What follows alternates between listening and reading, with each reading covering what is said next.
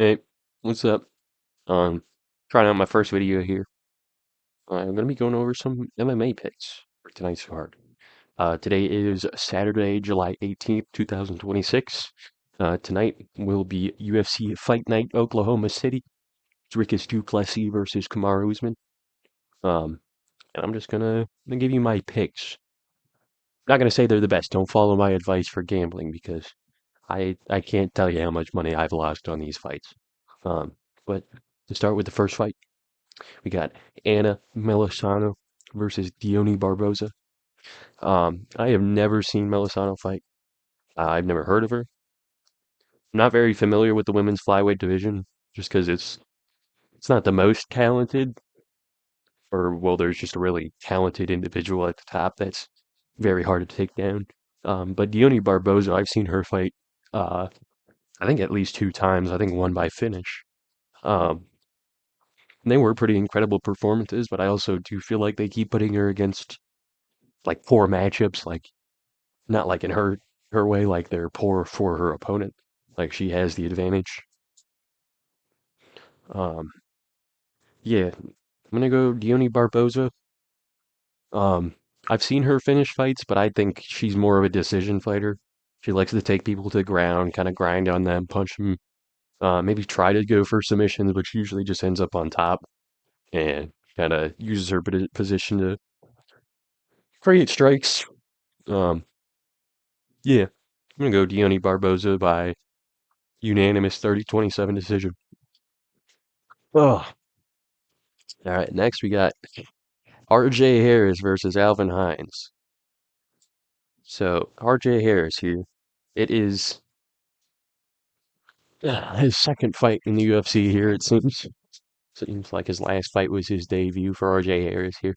I've never heard of him. He's got a 78-inch reach. He's 5-0 professional MMA. Um, Seems like a striker for sure. Yeah, I'm just not too familiar with either of these guys. Um, RJ looks like he's just I don't know. These guys just look very similar. RJ's a little bit taller, a little bit heavier, a little bit longer, um, which would lead me to believe that Alvin Hines is a little bit quicker. Um, and it seems like he also maybe has the better grappling. So I think I'm gonna go with Alvin Hines by maybe a 29-28 decision, maybe even a split decision. I think he's just gonna kind of lay in prey the whole time, sort of get his way that way.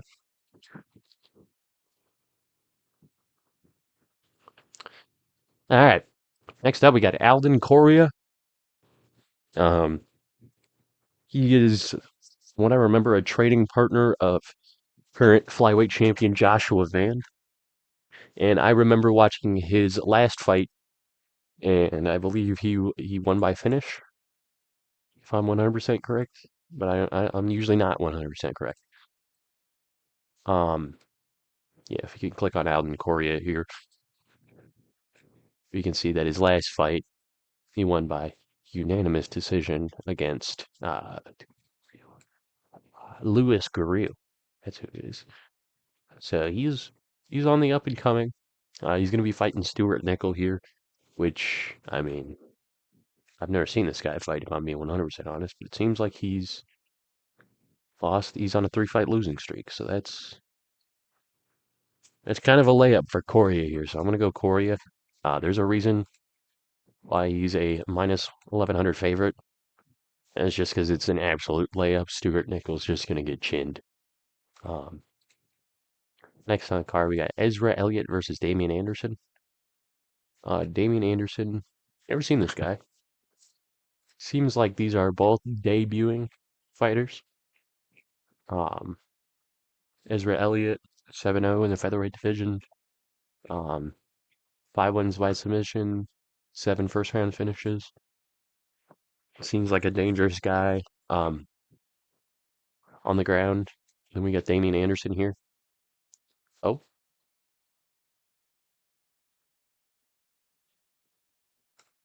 apparently he doesn't exist. So we're just going to say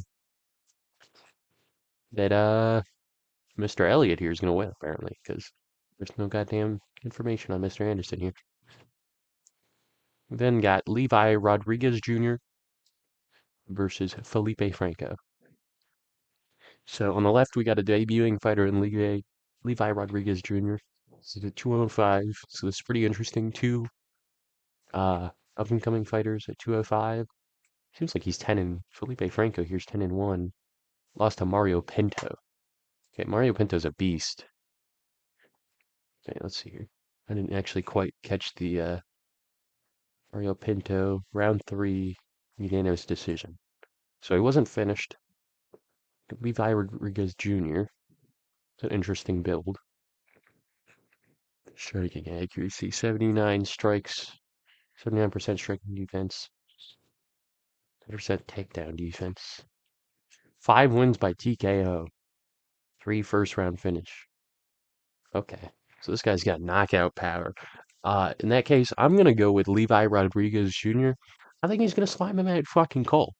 Okay, it seems like he's just got real KO power for the light heavyweight division, um, which is relatively uncommon.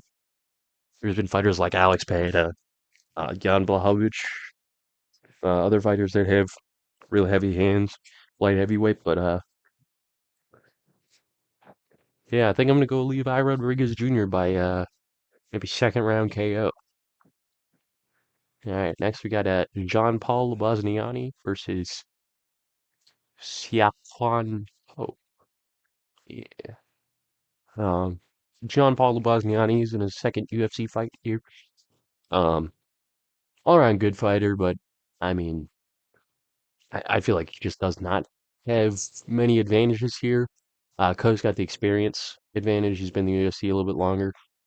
Um, and he's just fought better opponents. Um, Lobosniani's only fought Philip Rowe. He's fought Philip Rowe as well and had arguably a way better performance, in my opinion. So I think Ko's just probably going to grapple him and just kind of dominate him in the grappling. Like if you see his takedown defense, 75% takedown defense, that's phenomenal for a grappler as well. So he's going to be able to counter Lobosniani's wrestling if he tries to use it, and also be able to stand with them on the feet for the most part. Um, so I'm going to go Ko by unanimous decision, 29-28. And then for the last fight of the prelims, got Austin Bashi versus Jose Miguel Delgado. These are two featherweights. I'd seen both of these guys fight actually.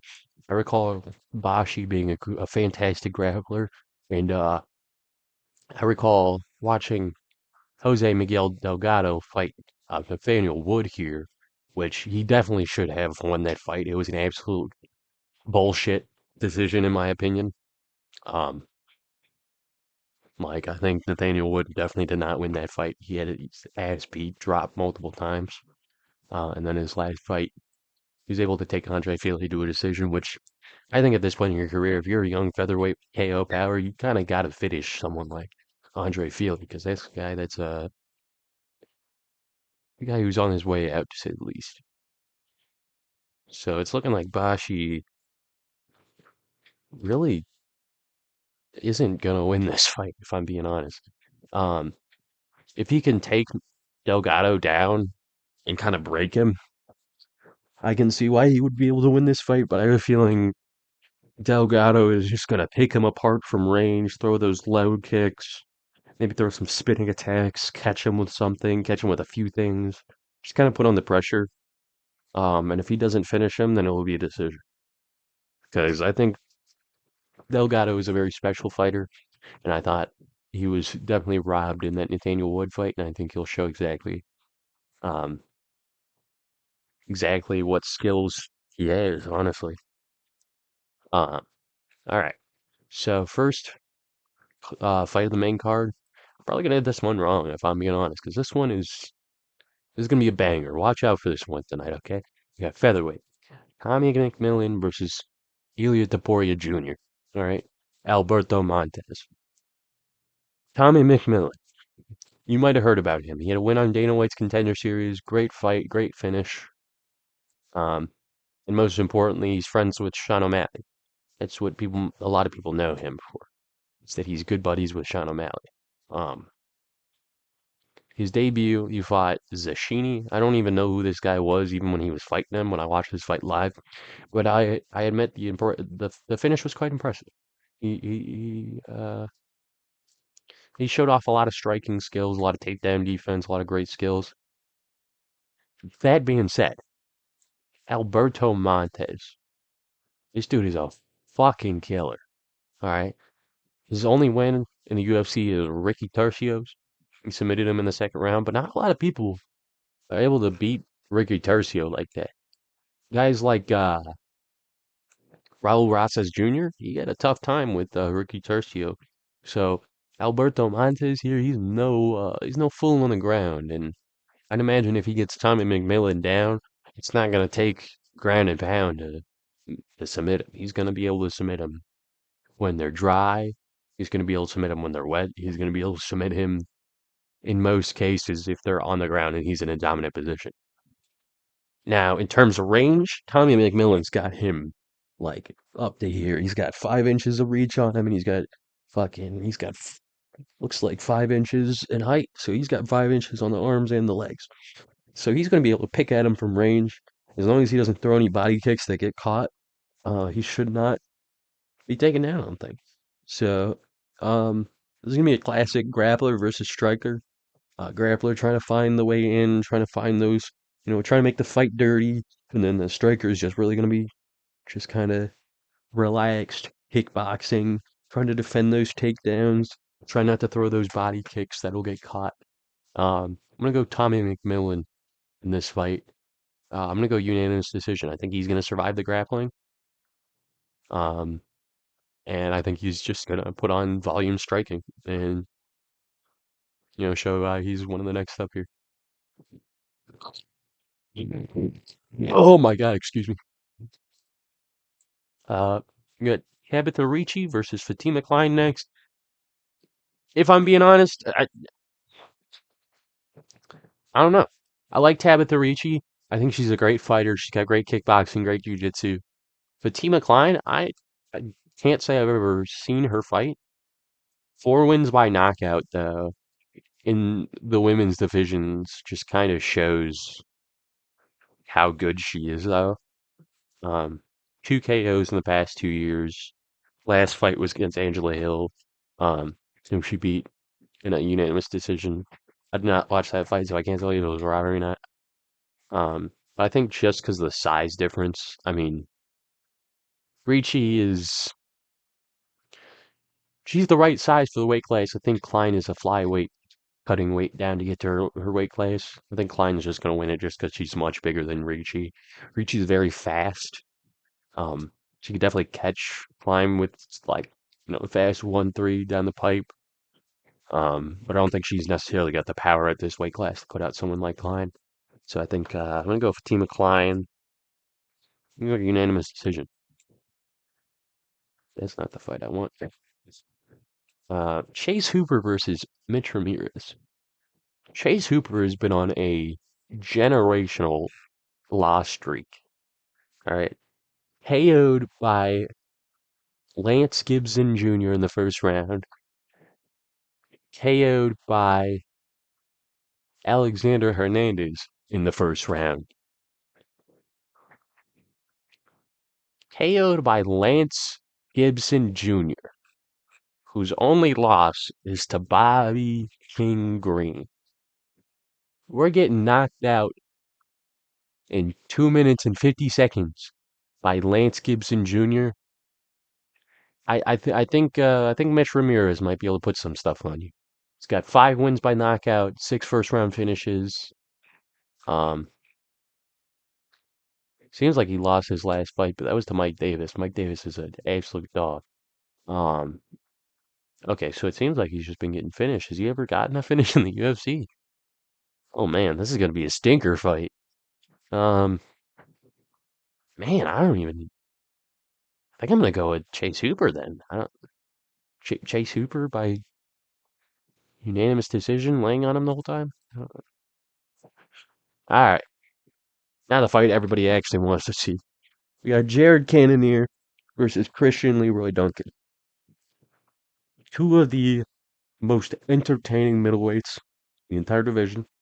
Christian Leroy Duncan. This guy, I didn't talk about this guy first. He is a special motherfucker. The force he generates from some of his spinning attacks, he'll throw a spinning back fist and he'll just like starch a guy out cold. Like someone like Marco Tullio, he didn't starch him out cold with the spinning back fist, but just I mean the finishing sequence, it was just absolutely brutal. Being able to finish someone like Eric Anders is also a very um respectable win. 'Cause Eric Anders is a tough guy. A lot of people have knocked him out probably, but I mean he's a tough guy. He can take a punch. He's not going to go down immediately. Jared Cannonier. Where do I start?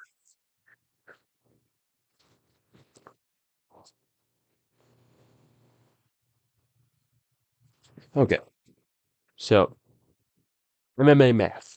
We know about it, right? One guy beats another guy, other guy beats this guy. Somehow this guy doesn't beat this guy. You know? Jared Cannonier came back in this fight and knocked out Gregory Rodriguez in the fourth round in a fight he was losing. All right. From what I remember, Christian Leroy Duncan also fought Gregory Rodriguez and he was beat by him. So if MMA math is correct, then that would mean that Cannonier is going to win this fight.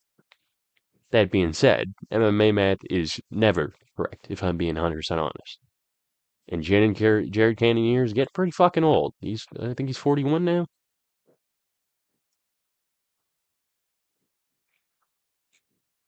I don't know. The age on him,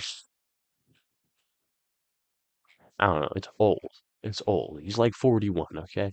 Guy's like 41 years old. He's out of his prime. He got absolutely destroyed by Caio Borralho. Took way too much damage in that fight. Should have been stopped. But it kept going. He kept taking more damage. I'm gonna go with Christian Leroy Duncan. I think he's gonna find a way to finish the fight. Jared Cannonier has become more and more of a finishable opponent as he's gotten older. Um, whenever he found his middleweight division, after being a heavyweight and light heavyweight, he felt like he was really, part of that division. He didn't have any problems. He was really, making his way up. He wasn't getting finished. But now that he's really gotten older, he's starting to get slower. Starting to get caught with more shots. He's just starting to really kind of lose his legs under him. Like in the fight against Caio Borralho, like I know he's one of the top middleweights in the world, but I mean, he just caught him. And I mean, Cannonier was just out. He was out on his feet. That fight should have been stopped there. Um, and because it wasn't, he just took so much unnecessary damage that I think completely changed his career, in my opinion. Same with the fight with Nasruddin Imavov. He was really out on his feet. I think the fight was definitely stopped early, but he just took way too much of a beating in that fight. So I'm gonna go with Christian Leroy Duncan by finish. And finally, the fight we've all been waiting for: Dudu Plessis versus Kamaru Usman. Um, wow. So I don't know what to say about this fight. If I'm being 100%, okay. We got Kamaru Usman coming off a win over Joaquin Buckley. Absolute domination, just a wrestling clinic. Um, Buckley sort of came back in the fifth round, tried to finish the fight, but he just really didn't have enough in him. That being said, Usman definitely starting to have trouble with him in that fifth round. And I'd imagine if someone is able to escape his wrestling, like maybe someone who's been training wrestling since an embarrassing loss, I don't know. Um, but if someone was able to, sort of escape his wrestling, make him have to work, he seems like he could definitely gas. Like he's getting to that age. I believe he's about 40 now. Um, and Dricus du Plessis is still in that prime of about 35. Um, Dricus is just one of those guys. He's just got infinite cardio, infinite pace. Like he looks tired, but he's not at all. It's just keep coming forward at you, pressure, pressure, until he just finishes the fight. Um, do I think he's gonna finish the fight tonight? I don't know. I have a feeling that he'll get close, like in a ground and pound position when Usman is super tired, super gassed, already taking a lot of head strikes, and he gets knocked down by a punch. Um, or he gets taken down and he's getting pounded on the ground. I could see the fight being stopped there, but other than that, I think Dricus du Plessis is just gonna put on a comeback performance. Um, Usman's gonna try to take him down early. He's gonna try to get his wrestling working. He could get him down, but I have a feeling Dricus is just gonna use his muscle to get back up. I don't think Usman's gonna be able to hold him down the same way Hamzat did. Hamzat's a lot younger and stronger. Um, yeah, I think du Plessis is just gonna kind of stop the takedowns and just kind of put it on him. So I'm gonna go Dricus du Plessis by unanimous decision. Um, yeah, that's it. Um, if you like the video, you can leave a like. That'd be pretty nice. Subscribing also helps. I'm just starting this channel out, so I would like to see what you guys think. Uh, if my opinions are good, if you think I'm fucking funny or something for some reason. Um, and just go ahead and subscribe.